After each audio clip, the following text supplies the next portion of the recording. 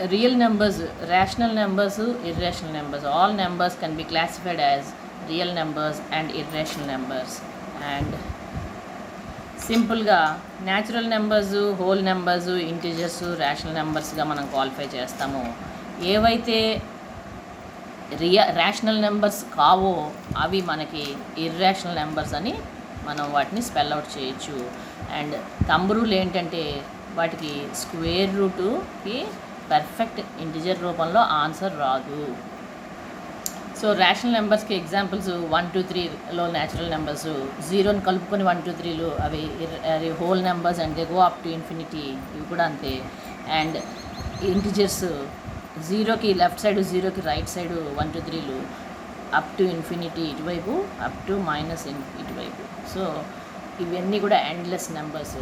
And వీటన్నిటికీ కింద 1 రాసుకోవచ్చు, ఎందుకంటే 1/2 చేస్తే మళ్ళీ మనకి ఆన్సర్ 2 వస్తుంది. సో మనం ఇలా రాసుకోవడం తప్పు కాదు. ఇటు ఇర్రేషనల్ నెంబర్స్కి వచ్చేసరికి వీటికి మనం ఇంటిజర్ ఫామ్లో ఆన్సర్స్ రాయలేము. దే ఆర్ సింప్లీ, వీటికి పర్ఫెక్ట్ స్క్వేర్స్ లేవు. దీన్ని మనం 2 ఈజ్ అండర్ ద రూట్ అని చెప్తాం. 2 under the root. And this root is also called square root. Square root అంటే దీని తాలూకా పవరు ఎలా అయితే ఏమీ రాయకపోతే 1 అయితే, ఇలా ఏమీ రాయకపోతే దీని మీనింగ్ ఏంటి అంటే 2^1/2 అని అర్థము. ఎలా అయితే ఏదైనా ఒక గివెన్ ఇంటిజర్కి ఏమీ రాయకపోతే కింద 1 ఉందని అర్థమో, అలాగే ఏమీ రాయకపోతే ముందు 2 ఉందని అర్థం. అండ్ ఆ 2 ఎక్స్పోనెంట్స్ తాలూకా రూల్ ప్రకారం అది ఇలా అవుతుంది. సో 2^1/2. నేను దీన్ని స్క్వేర్ రూట్ అంటాం. స్క్వేర్ అంటే డబల్ అన్నమాట. దీని తాలూకా దీని ఆన్సరు 2√2. ఇది స్క్వేర్ అయితే ఇది క్యూబ్ అంటాం, ఎందుకంటే ఇది క్యూబ్ రూట్ అనమాట. This is called square route and this is called cube root. And దీని వాల్యూ ఈజ్ నథింగ్ బట్ ఇలా ఉంటుంది. మనకి ఇలా రాసుకునే ఫెసిలిటీ ఓన్లీ స్క్వేర్ రూట్కి ఉంటుంది. దీనికి మాత్రం మెన్షన్ చేయాల్సింది కంపల్సరీగా దాని తాలూకా పవర్. అదే ఇప్పుడు నేను ఇలా రాస్తే దీన్ని మనం 4√2 అంటాం. Cube root of 2, square root of 2, 4√2 and so on and so fourth. 5 అయితే 5 రూట్. అలా ఒక ఎగ్జాంపుల్ చూపిస్తున్నాను. ఇలాగా రేషనల్ నెంబర్స్ వరుసగా రాశాను. వీటన్నిటినీ నేను డివిజన్ చేస్తే ఆన్సర్ నాకు 0 వచ్చింది. Remainder is 0. ఇవన్నీ కూడా p/q ఫామ్లో ఉన్నాయి కాబట్టి దే ఆర్ రేషనల్ నెంబర్స్. ఇవన్నీ కూడా రేషనల్ నెంబర్స్. వీటన్నిటికీ ఇక్కడ ఎలా అయితే జీరోస్ వచ్చినాయో ఇది 1 వచ్చింది. నేను కంటిన్యూ చేద్దాం అనుకుంటున్నాను. ఇక్కడ నేను డెసిమల్ ప్లేస్ పెట్టుకుంటే మళ్ళీ నేను ఇక్కడ 0 పెట్టుకోవడానికి అవుతుంది. సో మళ్ళీ నాకు రిపీట్ అవుతుంది. ఇంకా నేను ఎంతసేపు ఈ లెక్క చేయదలుచుకున్నా నాకు ఈ ఆన్సరు రిపీట్ అవుతూ పోతుంది. ఇదే నేను ఇంకొక స్ట్రింగ్ ఆఫ్ రేషనల్ నెంబర్స్ తీసుకున్న ఎగ్జాంపుల్గా ఇలా రాసుకుంటే 7 8లో పోదు కాబట్టి నేను ఒక డెసిమల్ ప్లేస్ చేసుకుంటాను. ఇది ఎప్పుడైతే పెట్టుకుంటానో నేను ఒక 0 పెట్టుకోవడానికి నాకు అవకాశం దొరుకుతుంది. నాకు రిమైండర్ వచ్చింది. నెక్స్ట్ మళ్ళీ నాకు ఇంకొక రిమైండర్ వచ్చింది different from the above remainder. But నాకు అల్టిమేట్గా 0 వచ్చేసింది. ఇక్కడ నాకు 2 రిమైండర్ వచ్చింది. ఇంకా నెక్స్ట్ ఇందులో ఇది పోదు కాబట్టి డెసిమల్ పెట్టుకుంటే నేను ఒక 0 తెచ్చుకోగలను. ఇక్కడ 16 4s 64. నాకు ఇక్కడ ఫస్ట్ రిమైండర్ 6లో పోదు కాబట్టి డెసిమల్ పెడతాను. నెక్స్ట్ నాకు డెసిమల్ పెట్టుకోవడం వల్ల నేను ఇక్కడ ఒక 0 పెట్టుకోవచ్చు. 3 is 48. ఇప్పుడు నాకు రిమైండర్ 12 వచ్చింది. 12 ఈజ్ లెస్సర్ దాన్ 16 కాబట్టి డెసిమల్ వల్ల నేను ఇక్కడ ఇంకో 0 పెట్టుకోగలను. 7s are 112. ఇప్పుడు నాకు మళ్ళీ రిమైండర్ 8 వచ్చింది. And again 8 is less than 16 and I have to put. And now ఇది 5s పోయింది. అండ్ నౌ నా తాలూకా రిమైండర్ అల్టిమేట్గా 0 వచ్చింది. బట్ ఇప్పుడు నేను ఇంకొక రేషనల్ నెంబర్ 1/7 తీసుకొని దీన్ని చేయదలుచుకుంటే దీంతో యాజ్ యూ కెన్ సీ ఇలాగ రిమైండర్స్ 3, 2, 6, 4, 5 వచ్చింది. నా తాలూకా ఫైనల్ రిమైండర్ 1 వచ్చింది. ఈ 1ని నేను చేయదలుచుకుంటే మళ్ళీ ఇదే ఎన్నిసార్లైనా ఈ ప్యాటర్న్ రిపీట్ అవుతూనే ఉంటుంది. 2s 14, 8s 56, 5s and 7s. So ఈ ప్యాటర్న్ కంటిన్యూగా రిపీట్ అవుతూ ఉంటుంది. మళ్ళీ నాకు 1 4 2 8 5 7 వస్తుంది. మళ్ళీ 1 4 2 8 5 7 వస్తుంది. ఇది రిపీట్ అవుతుంటుంది. ఇది నేను ఎన్నిసార్లు లూప్లో పెట్టినా మళ్ళీ ఇదే రిపీట్ అవుతూ ఉంటుంది. ఈ రిమైండర్స్ 3 2 6 4 5 ఇది రిపీట్ అవుతుంది అండ్ ఆన్సర్ కూడా రిపీట్ అవుతుంది. సో ఎప్పుడైతే మనం రేషనల్ నెంబర్స్ని హ్యాండిల్ చేస్తామో 2 పాసిబిలిటీస్ ఉంటాయి. Remainder 0 and remainder not 0. ఈ రిమైండర్ 0 సినారియో ఏమో ఇదైతే ఇది ఫస్ట్ సినారియో. రిమైండర్ నాట్ 0 అనేదే మిగిలినవన్నీ. రిమైండర్ నాట్ 0లో కూడా మళ్ళీ ఇక్కడ మనకి రిపీటింగ్ రిమైండర్ 1 అనేది ఇక్కడ ప్రతి చోట ప్రతి స్టెప్లోని మనకి రిపీట్ అవుతున్నది. దేర్ఫోర్ ఇక్కడ ఆన్సర్ కూడా కంపల్సరీగా రిపీట్ అవుతుంది. మనకి ఇక్కడికి వచ్చినట్లయితే రిమైండర్స్ 6 4 0 వచ్చినాయి.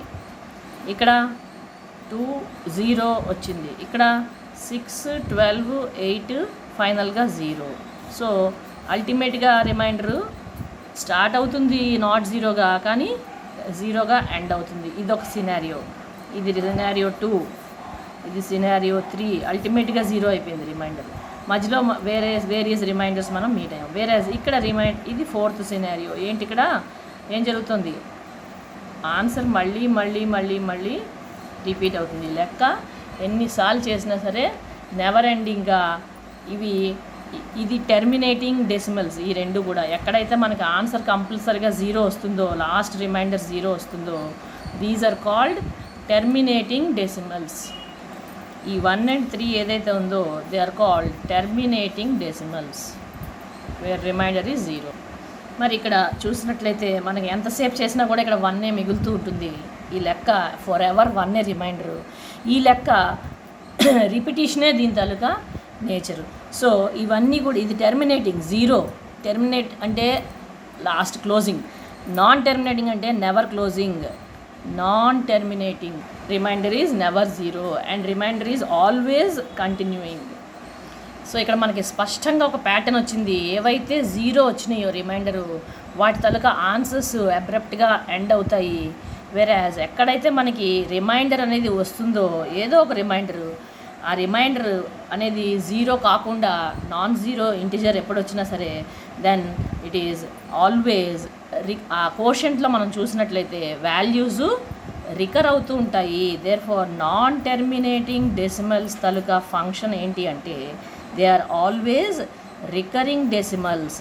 NTD are always RD. ఇది థంబ్ రూల్.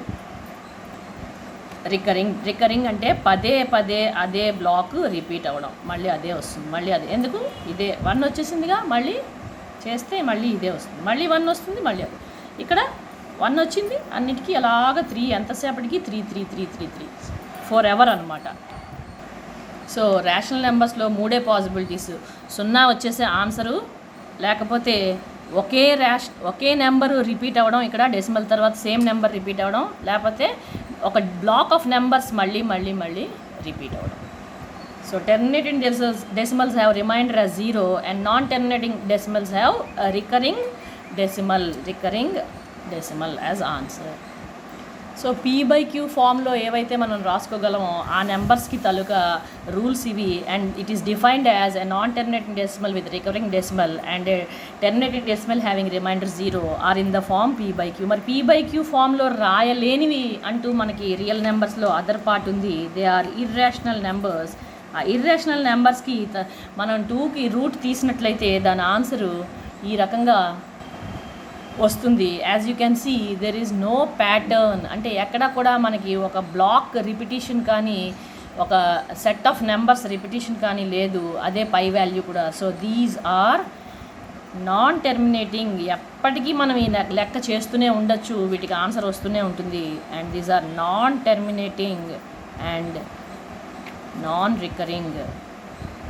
సో బాగా గుర్తుపెట్టుకోండి, non terminating non recurring decimals are called irrational numbers and non terminating recurring decimals with and also not terminal decimals having remainder 0 are rational numbers.